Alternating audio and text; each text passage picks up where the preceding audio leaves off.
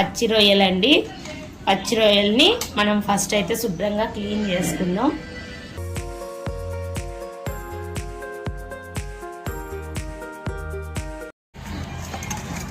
పచ్చి రొయ్యల్లో కూడా రకాలు ఉంటాయండి. నేనైతే తెల్ల రకం తీసుకున్నా. లైట్ పింక్ కలర్లో కూడా ఉంటాయి రొయ్యలు.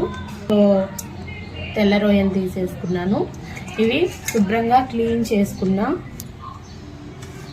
వీటిలో కొద్దిగా పసుపు సాల్ట్ వేసుకొని కలుపుకుందాం.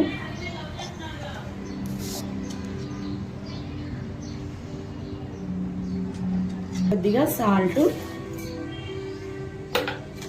ఇలా కలుపుకొని ఒక హాఫ్ అన్ అవర్ పాటు ఫ్రిడ్జ్లో పెట్టేసుకుందాం.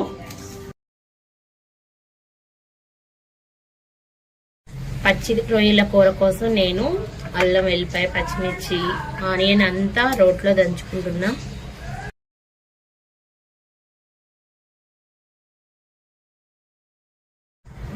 పచ్చిమిర్చి వేస్తున్నా.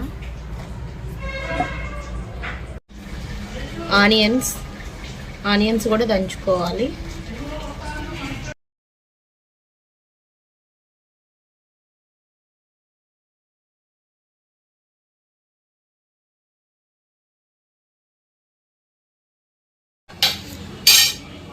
కొద్దిగా ఆయిల్ వేసుకోవాలి. ఫ్రిడ్జ్లో ఉంచి నేను ఒక హాఫ్ అన్ అవర్ పాటు ఉంచుకున్నా కదా, ఇట్లా మొత్తం మ్యాగ్నెట్ అవుతుంది పసుపు అను సాల్ట్. ఓకే, వీటిని మనం ఆయిల్లో పెట్టుకొని ఫ్రై చేసుకోవాలి. వీటిని ఆయిల్ హీట్ ఎక్కింది. ఈ రొయ్యలు అనేది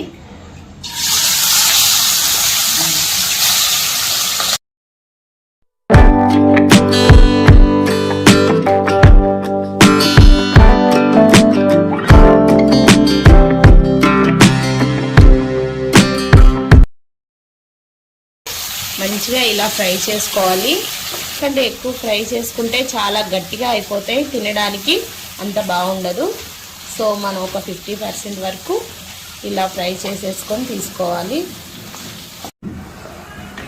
చూడండి రొయ్యల్లో నుంచి వాటర్ అనేది ఎలా వస్తున్నాయో, ఈ వాటర్ మొత్తం కూడా ఇనిగిపోయే విధంగా మనం ఫ్రై చేసుకోవాలి.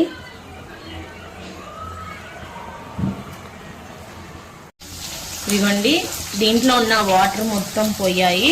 ఇట్లా ఆయిల్ మొత్తం పైకి వచ్చేసాక వీటిని మనం ఇంకా ప్లేట్లోకి తీసుకోవాలి. ఎందుకంటే మరీ డీప్ ఫ్రై అవుతే ముక్క అనేది గట్టిగా వస్తుంది కాబట్టి. అన్ని రొయ్యలన్నీ తీసేసాం కదా, అదే ఆయిల్లో 2 బిర్యానీ ఆకులు, ఒక 2-3 లవంగాలు, ఇక దాల్చిన చెక్క, ఒక స్టారు, మరాఠీ మొక్క, కొద్దిగా జాజికాయ, 2 మిరియాలు, ఒక యాలుక. వీటన్నిటిని కొద్దిగా ఇలా ఫ్రై చేసుకోవాలి. మనం ముందుగా రోట్లో దంచుకున్నాం కదా మసాలాని, మొత్తాన్ని ఇలా వేసుకొని కొద్దిగా పసుపు వేయాలి. మొత్తం ఇలా మంచిగా పచ్చిదనం పోయే విధంగా ఫ్రై చేసుకోవాలి.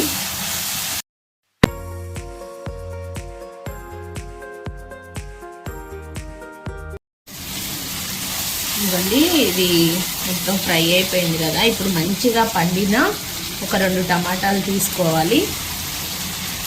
మంచిగా ఇలా కలుపుకొని మొత్తం టమాటాలు మొత్తగా మగ్గిపోయే విధంగా. ఈ టమాటాలు మగ్గాలంటే మనం కొద్దిగా ముందుగానే సాల్ట్ వేసుకున్నట్లయితే ఈ టమాటా ముక్కలు అనేది తొందరగా ఉడుకుతాయండి. మనం ఈ టమాటాలు మగ్గేంత వరకు సిమ్లో పెట్టుకొని మూత పెట్టేసుకుందాం. ఇంతలోకి మనం మగ్గడానికి మూత పెట్టేసుకుందాం.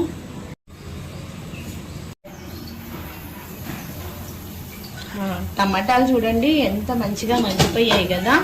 ఇప్పుడు మనం కారం వేయాలి. నేనైతే 2 స్పూన్స్ కారం వేస్తున్నా. జీలకర్ర పొడి, అలానే కొద్దిగా ధనియాల పొడి కూడా వేస్తున్నా. ఇలా మంచిగా తిప్పుకోవాలి.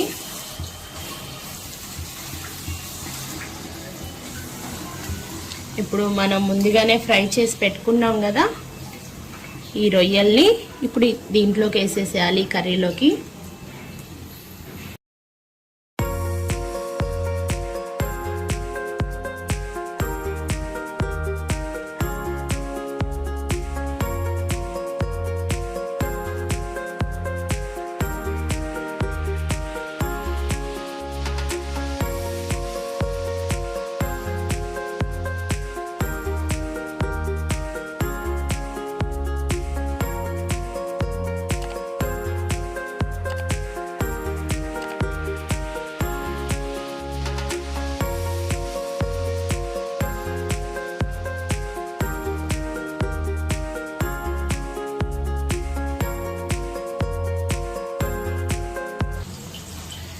చూడండి మంచిగా ఉడికిపోయింది, ఆయిల్ మొత్తం పైకి వచ్చేస్తుంది కదా. ఇప్పుడు మనం కొద్దిగా వాటర్ పోసుకోవాలి.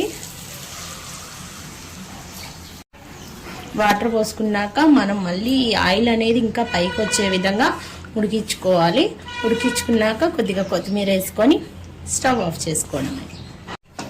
ఓకే అండి, ఇప్పుడు మనం దీని మీద మూత పెట్టేసుకొని ఇది మొత్తం ఆయిల్ పైకి వచ్చే విధంగా మనం ఉడికించుకుందాం. కస్తూరి మేతి వేస్తే చాలా టేస్ట్ ఉంటుందండి.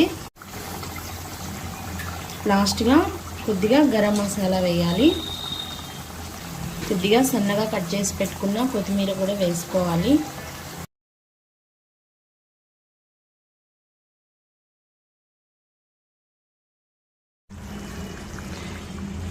అంతే అండి, చూడండి పచ్చి రొయ్యల కూర రెడీ అయిపోయింది. మీకు కానీ నచ్చినట్లయితే తప్పకుండా మీరు కూడా ట్రై చేయండి. అలానే లైక్ చేయడం, షేర్ చేయడం, కామెంట్ చేయడం మర్చిపోవద్దు.